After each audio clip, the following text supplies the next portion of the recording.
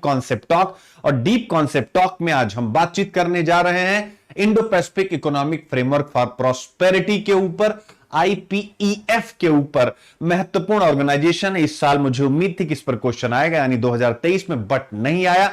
2022 में यह बनाया गया था अमेरिका की लीडरशिप में। अमेरिका ने इसका इनिशिएट लिया था, जिसका टारगेट, जिसका लक्ष्य क्या है, इंडो पैसिफिक रीजन में यानी भारत प्रशांत क्षेत्र में क्या करना है, यानी ये इसके जितने भी सदस्य देश हैं वह एक दूसरे को सहयोग करेंगे, जिससे इकोनॉमिक रिजाइलियंस यानी आर्थिक लचीलापन आए, सस्टेनेबिलिटी यानी धारणीय विकास हो, इंक्लूसिविटी यानी समावेशी विकास हो, ग्रोथ यानी सब देशों की जीडीपी बढ़े। इसके अलावा फेयरनेस यानी निष्पक्ष ढंग से इंडो पैसिफिक के रिसोर्सेस का उपयोग किया जाए, कोई भी देश यहां के रिसोर्सेस पर अपना एकमात्र कंट्रोल ना कर पाए, एंड कॉम्पिटिटिवनेस और प्रतिस्पर्धात्मकता को बढ़ाना है।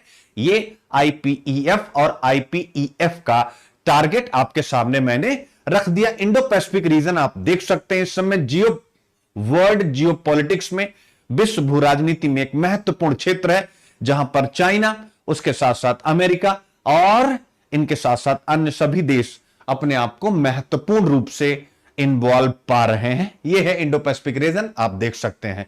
ठीक है, तो आप देखिए पीआईबी पे भी है Indo Pacific economic framework for prosperity launch हुआ है। मेरे प्यारे बच्चों, कौन कौन से देश इसके सहयोगी हैं फॉर प्रीलिम्स?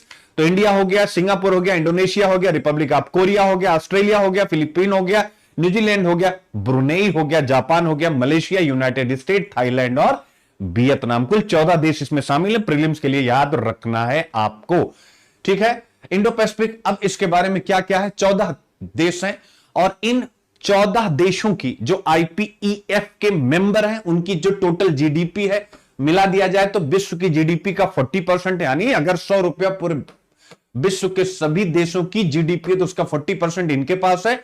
और इन 14 देशों का जो व्यापार है, विश्व के व्यापार का यानी गुड्स एंड सर्विसेज यानी वस्तुओं और सेवाओं दोनों के व्यापार का 28% व्यापार ये देश करते हैं। इसका मतलब ये जो ब्लॉक बना है Indo Pacific economic framework for prosperity, यह एक महत्वपूर्ण ब्लॉक है, ये हमें ध्यान में रखना है। और इसका उद्देश्य मैंने पहले ही आपको बता दिया, वही उद्देश्य यहां पर भी लिखा हुआ है। अब आता है ये जो आईपीईएफ है, ये 4 पिलर्स पर आधारित है, यानी जितने भी सदस्य देश हैं, जो 14 देश हैं, इन 4 विषयों पर एक दूसरे के साथ समझौता करेंगे। पहला है ट्रेड यानी व्यापार, दूसरा है सप्लाई चेन रिजाइलियंस, आपूर्ति श्रृंखला लचीलापन।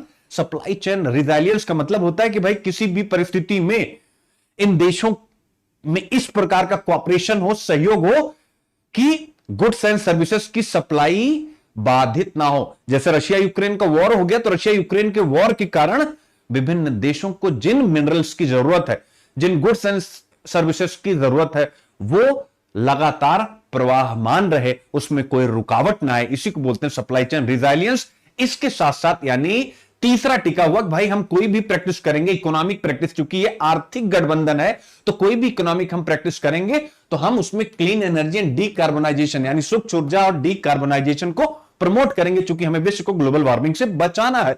इसके अलावा हम taxes and anti corruption measures यानी कर और भ्रष्टाचार विरोधी उपाय भी अपनाएंगे, यानी टैक्सेस को हम क्या करेंगे, बेहतर बनाएंगे, जिससे सभी देश इसका फायदा उठाएं। एंटी करप्शन मेजर्स यानी भ्रष्टाचार ना हो, हम इस पर भी काम करेंगे, याद रखिएगा। अब इसके बाद ये 4 फ्रेमवर्क पर काम करता है, तो आपके मन में प्रश्न आना चाहिए कि क्या सर सभी देश जो 14 के 14 हैं, इन चारों पर एक साथ सिग्नेचर करने के लिए बाध्य हैं, बाइंड?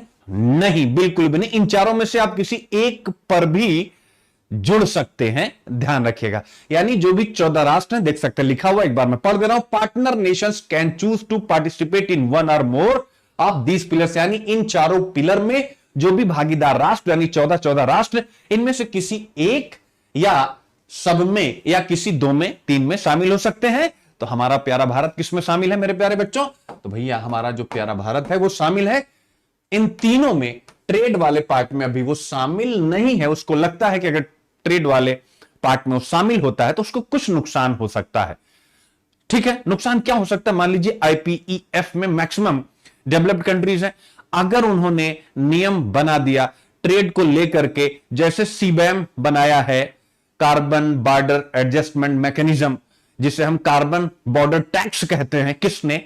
यूरोपियन यूनियन ने ऐसा कुछ सिस्टम बना दिया तो फिर हिंदुस्तान को नुकसान होगा। इसलिए हिंदुस्तान इसके इस ट्रेड वाले पार्ट में शामिल नहीं हुआ, और भी यानी वो कठोर नियम कानून बना दे, पता चला हिंदुस्तान के ट्रेड को नुकसान होगा। क्योंकि अभी हम लोग इंडस्ट्रियल इकोनॉमी के रूप में डेवलप हो रहे हैं, वो लोग डेवलप हो चुके हैं, तो इसीलिए भारत व्यापार वाले में शामिल नहीं है मेरे प्यारे बच्चों। अब उसके बाद आगे आता है वही वाली बात, जीडीपी का 40% लिखा हुआ, मैंने आपको बताया। अब कुछ प्रीलिम्स के फैक्ट आपको यहां पर पढ़ने हैं।